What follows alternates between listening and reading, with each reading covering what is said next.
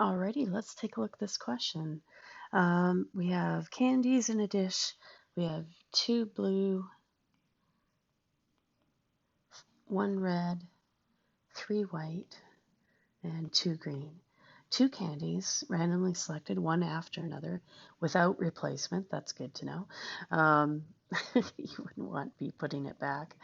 Um, okay, so the without replacement, there's a couple ways you can do this one, but probably the simplest is let's first write down the game plan. So we want to select 1 blue and one that's not blue. So I'm just going to write that as B with a line over top, which means not blue. Okay, now we want the probability of that. So let's start with the 1 blue. Probability we know is number of favorable outcomes over the total number of outcomes. So in the dish, favorable, if we're selecting 1 blue, would be the 2 blue ones. So there would be 2. And then over the total, you add up all the number of candies, which would be 2 plus 1, 3 plus 3 is 6, plus 2 is 8.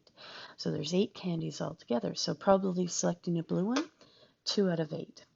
Now, again, the word and in this unit means multiply. So we're going to put a multiply sign and then selecting one that's not blue. How many not blue candies do we have? That could be 1 red, 3 white, 2 green. So 6 over the total, but the total changed this time because we didn't put that blue candy back in the dish. So instead of 8 candies, we only have 7 candies now.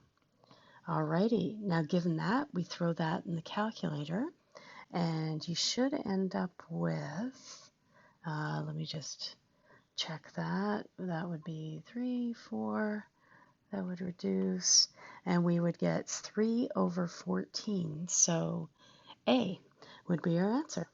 Alrighty, hope that helped.